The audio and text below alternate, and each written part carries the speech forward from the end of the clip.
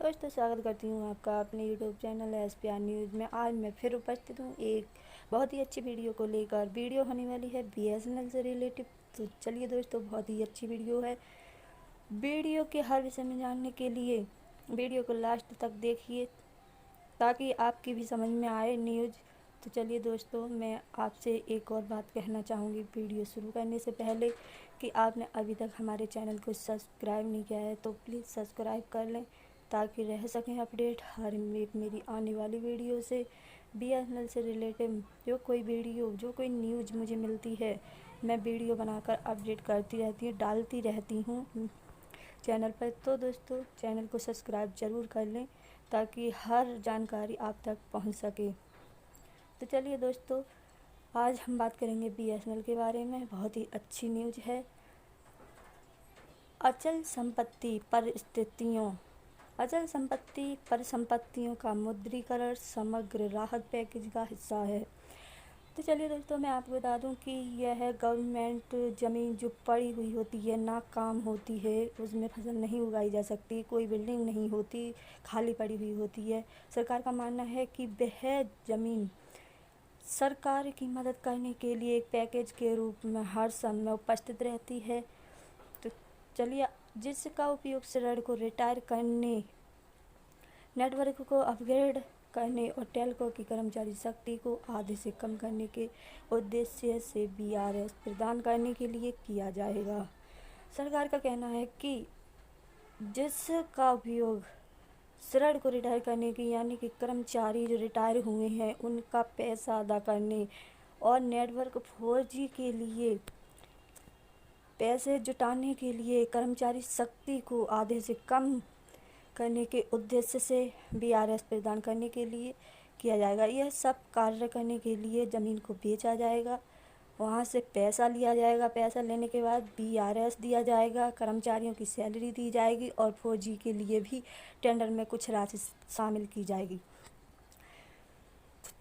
केंद्र सरकार ने राज्य के स्वामित्व वाली टेलीकॉम भारत संचार निगम लिमिटेड BSNL और महानगर टेलीकॉम निगम लिमिटेड MTNL की लैंडर होल्डिंग की प्रक्रिया शुरू कर दी है। तो केंद्र सरकार ने राज्य के स्वामित्व वाली टेलीकॉम भारत संचार निगम लिमिटेड यानी कि BSNL और महानगर टेलीकॉम लिमिटेड, मैं आपको बता दूं, एक तो ये टेलीकॉम भारत संचार निगम लिमिटेड है BSNL और एक महानगर टेलीफोन निगम लिमिटेड MTNL है। इनका दोनों का अर्थ है कि ये BSNL है छोटे छोटे शहरों में और गांव में भी लगाए जाते हैं, और ये MTNL ये महानगरों, बहुत बहुत बड़े शहरों में लगाए जाते हैं। होल्डिंग की प्रक्रिया मतलब इन पर काम चालू कर दिया है गवर्नमेंट ने। एक निश्चित पहले चरण में निवेश और सार्वजनिक संपत्ति प्रबंध विभाग DIPAM ने महामारी के दौरान इस तरह की बिक्री की व्यवहार्यता को देखने के लिए कंसल्टेंसी फर्म CBRE JLL और नाइट फ्रैंक को नियुक्त किया है। सरकार के द्वारा महामारी के चलते हुए यह 2 लोगों को तैयार किया गया है। इसमें ये नाम दे रखे हैं कार्य को आगे बढ़ाने के लिए। तो चलिए दोस्तों, सलाहकार महीने के अंत तक अपनी रिपोर्ट सौंपेंगे। इनको जो कर्मचारी हैं उनके लिए कार्य सौंपा गया है, उनसे महीने के अंत तक उनकी पूरी रिपोर्ट मांगी है, सौंपेंगे। BSNL और MTNL की परिसंपत्ति मुद्रीकरण का अनुमान है कि पिछले सप्ताह प्रधानमंत्री कार्यालय PMO में एक बैठक में लगभग 37,500 करोड़ रुपए प्राप्त हुए थे। एक अधिकारी ने बताया कि टेलीकॉम डिपार्टमेंट को अब इस प्रक्रिया को तेज करने के लिए कहा गया है। BSNL के एक अधिकारी ने कहा है कि कार्य को जल्दी आगे बढ़ाया जाए। अब गवर्नमेंट को पैसा भी मिल चुका है, कार्य को जल्दी से जल्दी आगे बढ़ाया जाए ताकि BSNL अपनी रफ्तार जल्दी पकड़ सके। तो सलाहकार अपनी रिपोर्ट तैयार करते हैं समय मौजूदा बाजार की भूख के साथ साथ परिसंपत्तियों के मूल्यांकन को देखेंगे। गवर्नमेंट का कहना है कि सलाहकार कर्मचारी अपने कार्य को तैयार करते मौजूदा बाजार की भूख यानी कि बाजार की ज़रूरतों को ध्यान में रखते हुए कार्य को आगे बढ़ाएं और मूल्यांकन को देखें। कंपनियां इसके बाद परिसंपत्ति बिक्री को प्राथमिकता देंगी। सीबीआरई की जेएलएल और नाइट फ्रैंक ने बिजनेस स्टैंडर्ड द्वारा भेजे गए पत्रों का जवाब नहीं दिया। कंपनियां इसके बाद परिसंपत्ति बिक्री को प्राथमिकता देंगी। जेएलएल मैं आपको बता दूं दोस्तों, ये कंपनी के द्वारा 2 व्यक्ति चुने गए हैं।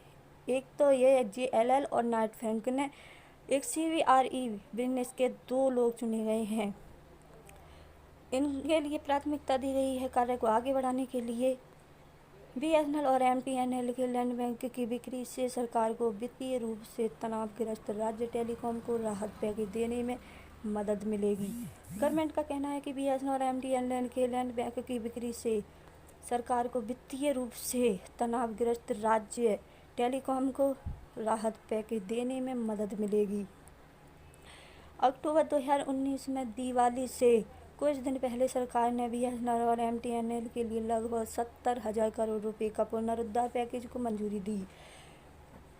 लोगों मैं आपको बता दूं, 2019 में दीपावली से कुछ ही दिन पहले गवर्नमेंट ने बीएसएनएल और एमटीएनएल इन दोनों ही कंपनियों के लिए लगभग 70,000 करोड़ रुपए का पुनरुद्धार पैकेज को मंजूरी दी थी।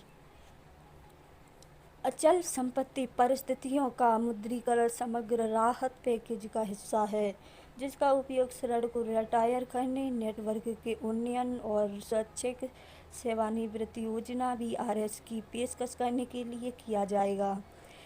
जो 17,000 करोड़ रुपए गवर्नमेंट ने दिया था, उसका इन जगहों प्रयोग किया जाएगा, जिसमें दे रखा है एक तो रिटायरमेंट, नेटवर्क के उन्नयन और स्वैच्छिक सेवानिवृत्ति योजना बीआरएस के लिए यह पैसा दिया गया था, जिसका उद्देश्य टेलीकॉम कर्मचारी की ताकत को आधे से कम करना है।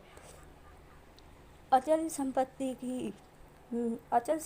की संपत्ति में मुख्य रूप से भूमि के साथ साथ किराए और भवनों के पट्टे शामिल हैं। एमटीएनएल के अकेले दिल्ली में लगभग 29 रिटेल आउटलेट हैं। राहत पैकेज में 15,000 करोड़ रुपए का सुपर बॉन्ड इश्यू शामिल है, जिसे इन सार्वजनिक उपकरणों द्वारा सेवित किया जाना है। इसके अलावा बीएसएनएल और एमटीएनएल को प्रशासित मूल्य पर 4G स्पेक्ट्रम आवंटित किया जाएगा, 2016 की नीलामी के मूल्य पर।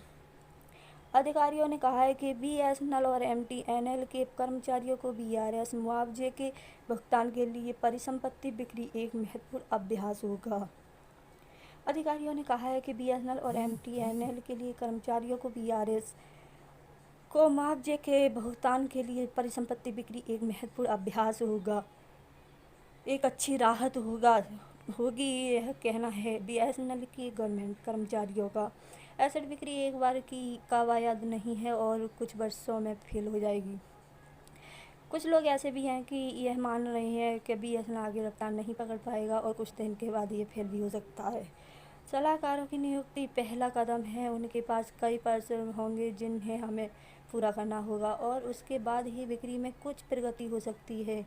बीएसएनएल के एक वरिष्ठ अधिकारी ने बताया कि डीआईपीएएम 2 कंपनियों और उनके मूल्य मंत्रालय डीओटी के साथ घनिष्ठ समन्वय में काम करेगा। दोस्तों, गवर्नमेंट के अधिकारियों का कहना है कि 2 कंपनियां हैं, एक तो डीआईपीएएम 2 कंपनियां हैं जिनके साथ मिलकर डीओटी 2 कंपनियां हैं, एक तो ये है डीआईपीएएम और दूसरी है डीओटी के साथ। दोनों कंपनियों के साथ मिलकर बीएसएनएल अपना कार्य शुरू करेगा। अभी तक कोई आधिकारिक शब्द नहीं है कि क्या परिसंपत्ति बिक्री 2 टेलीकॉम को विलय के करीब ले जाएगी। तो चलिए दोस्तों, वीडियो अच्छी लगी हो तो सब्सक्राइब करना, शेयर करना, और दोस्तों और कोई न्यूज़ अच्छी आती है तो मैं आपको जल्दी वीडियो बनाने की कोशिश करूँगी। चलिए मिलते हैं अगली वीडियो।